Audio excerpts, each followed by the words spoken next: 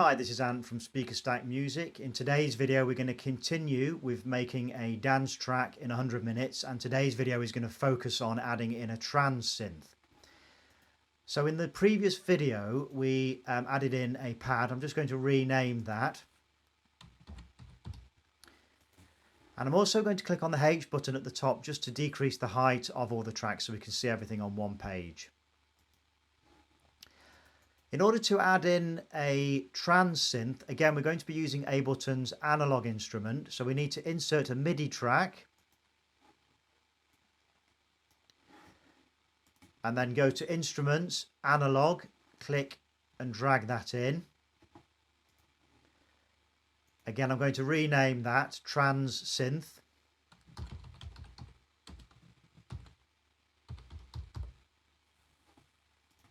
And now I'm going to add in the effects that we need for this synthesizer. I'm going to go to Audio Effects and drag in an EQ8.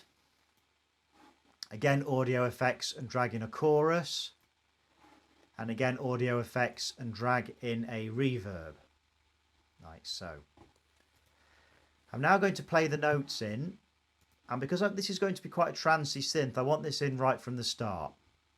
So again, I'm going to click on the area of the track or of the song that I want to add the clip into initially.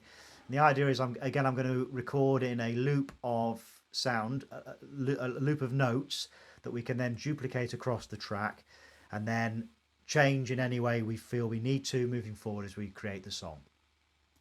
I'm going to increase the length of that clip to 4. Going to add in some notes around the first octave range, and again using that root note of C because that's the note that we have added in for the bass synthesizer and the sub bass, and it's also the root note of the chord of C minor that we have in for the pad.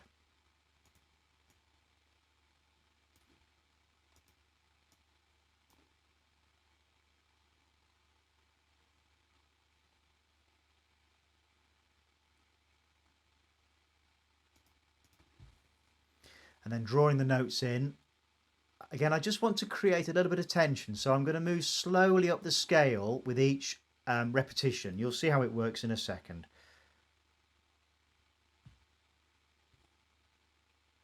Let's move up to an E. But again, bringing that second note back down to the root note of A, just to root it and cement it back in the previous idea.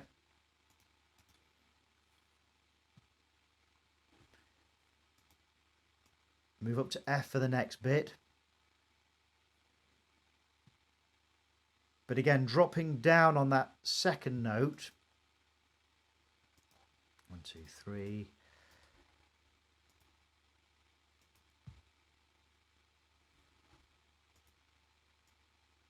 And then mixing it up again, but again using that second root note. Let's see how that sounds.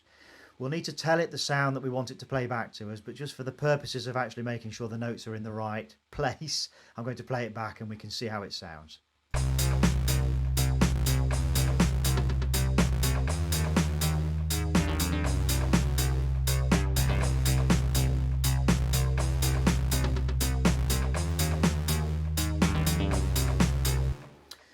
It wasn't quite sounding right. I think what we need to do is just shift those notes up a bit. So I'm going to highlight all of the notes and drag them up. And I think what I wanted was the second note to consolidate on the root note of C. So let's just see how that sounds.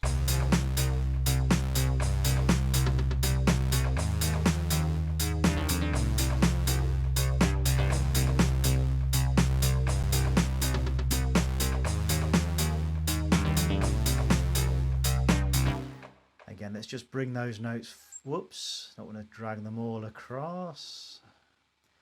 Just want to highlight those two notes and have them on that last bar like we have for the rest of them.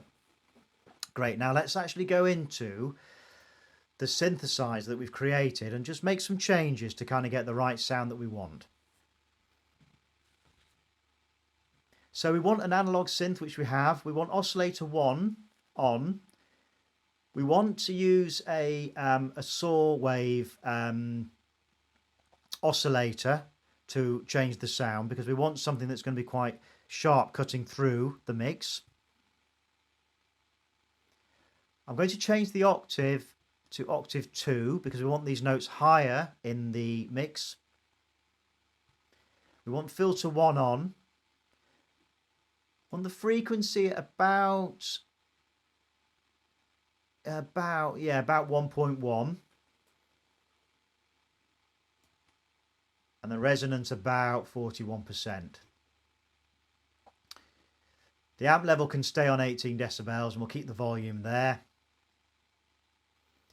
And again, I'm going to detune it by adding in some more voices, and we want that quite high because I want this to sound quite distorted and slightly off key. In terms of the sound and how we want that to decay, I'm going to drag that down because we want to have an initial sharp note and then we want it to decay quite quickly. And we do want oscillator 2 on, and I'm going to detune oscillator 2.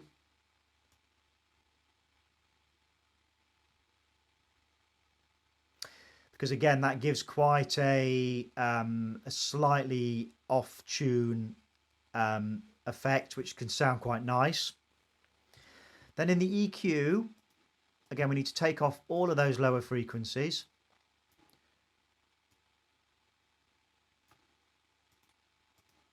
And allow quite a lot of room for those higher frequencies as well.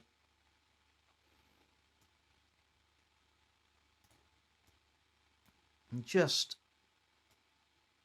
bring those higher frequencies out in the mix a little bit and dip it a little bit there.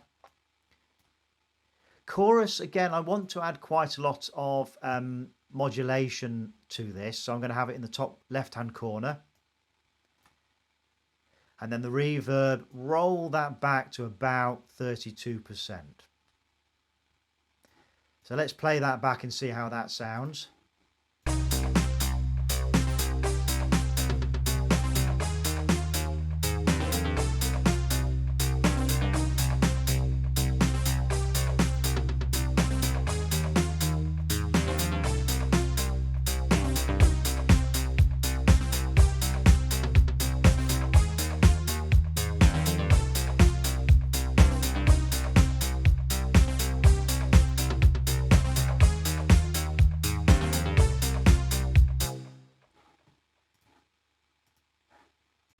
Okay, that's sounding quite nice, but it's not quite the sound I'm looking for. So I think the first thing I'm going to do is I'm just going to move those notes back to the end of that bar. And I'm just going to have a play around with the release of this note and I think we'll just extend the release of those notes just so it fills out the sound a bit more. So let's just have a quick listen to that and see how that's coming across.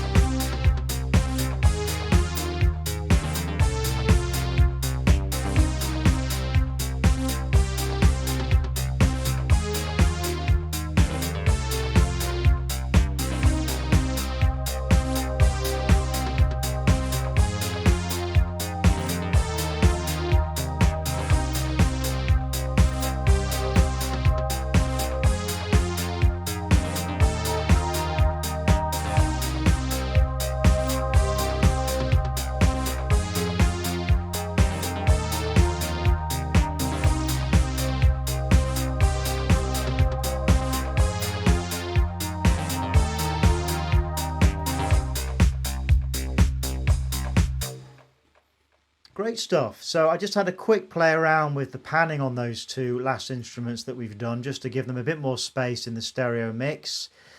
And I've just had a play around with the pad. Not quite happy with the pad sound yet, but we'll keep tampering with it as we're progressing just to make sure it's sounding nice in the mix.